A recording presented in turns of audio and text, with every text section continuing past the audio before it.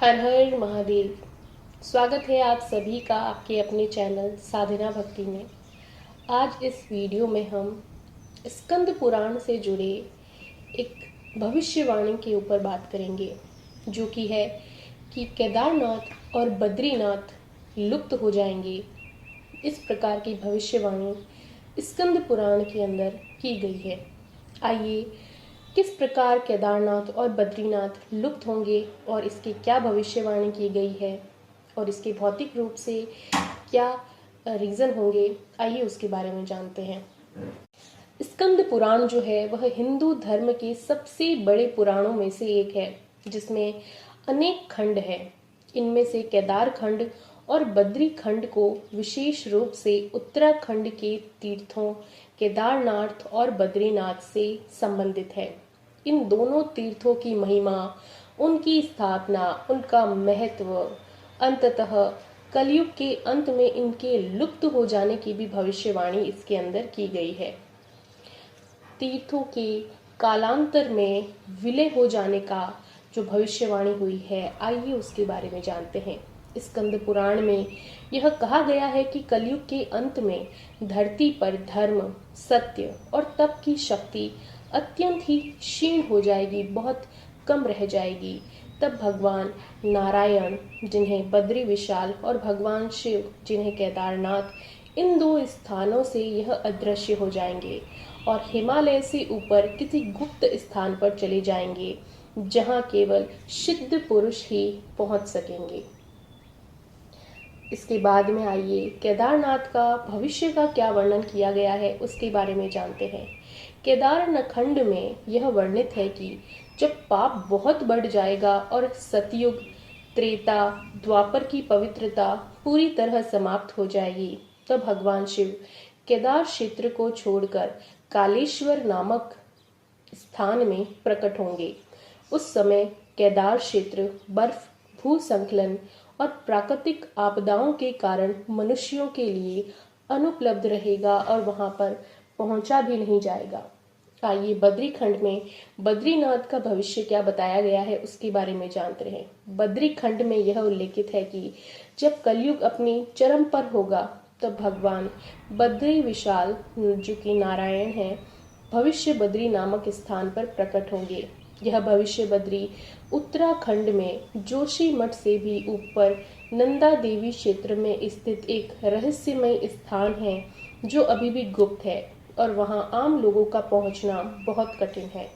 स्कंद पुराण कहता है कि कलो बद्री कालेश्रमे निनाया नारायण भविष्य बद्री कार्यश्रमे स्था स्थिति। इसका मतलब है कि जब कलयुग में बद्री का श्रम लीन हो जाएगा, तब भगवान नारायण भविष्य बद्री में निवास करेंगे। यह लुप्त होना केवल भौतिक रूप से ही नहीं, बल्कि यह संकेत भी करता है कि जब धर्म की स्थिति बहुत ही नीचे गिर जाएगी, तब ईश्वर सामान्य मनुष्यों की पहुंच से बाहर हो जाएंगे और केवल तपस्वी और योगी जन ही उन्हें प्राप्त कर पाएंगे। भविष्य बद्री जो है, यह उत्तराखंड के तपोवन क्षेत्र में यह स्थान माना जाता है और यह वही स्थान है जब भगवान नारायण कलयुग के अंत में पुनः प्रकट होंगे और कालेश्वर महादेव, भगवान शिव जो है, जहां अंततः विराजमान होंगे।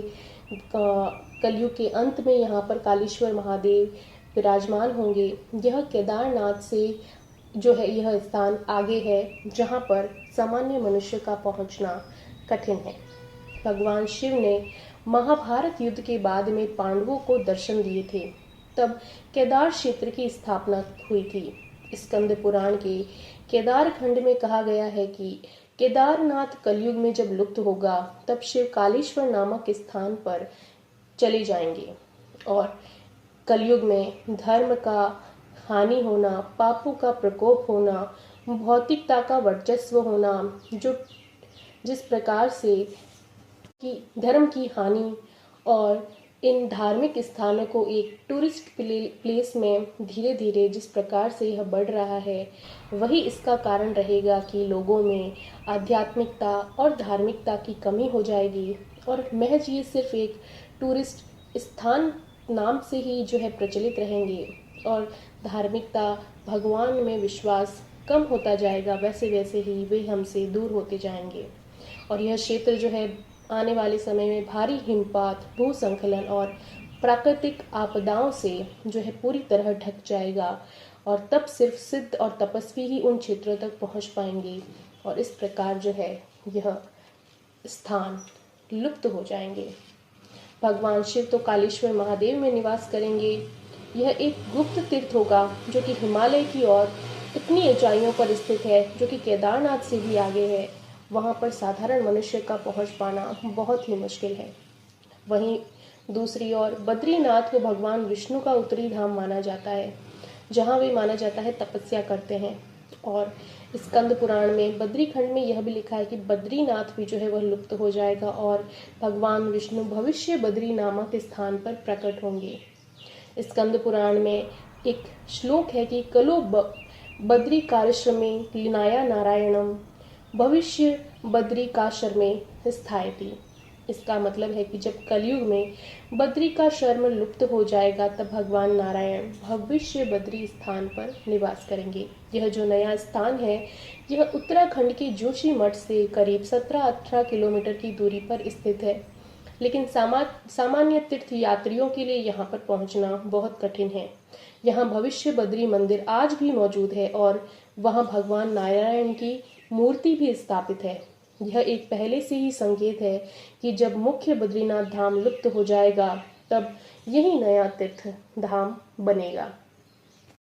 कुछ विद्वान मानते हैं कि भविष्यवाणी केवल भविष्य के पर्यावरण और सामाजिक पतन का ही प्रतीक है। आइए उसके संदर्भ में भी जानते हैं कि आखिर किस प्रकार ये लुप्त होंगे।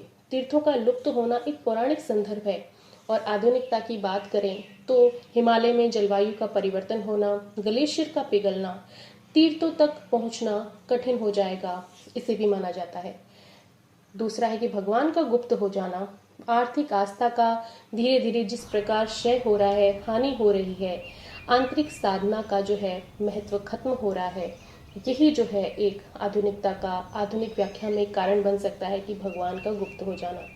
और तीसरा कारण है कि पौराणिक संदर्भ में बात करें कि केवल सिद्ध पुरुषों को के द्वारा ही दर्शन होंगे, जिसे आधुनिक व्याख्या में बताया जा सकता है कि सच्चे योगियों और साधकों की ही जो है वह आध्यात्मिक उपलब्धि रहेगी। भगवान हर युग में साधकों की श्रद्धा और भक्ति के अनुसार ही प्रकट होते हैं। कलयुग में भी सच्चे तप और भक्ति से ही इन तीर्थों के गुप्त रूप तक जो है वह पहुंचा जाएगा। सामान्य मनुष्य इन तीर्थों तक, इन गुप्त स्थानों तक नहीं पहुंच पाएगा। यही भविष्यवाणी स्कंद पुराण के केदार खंड और बद्री खंड में की गई है। हर हर महादेव।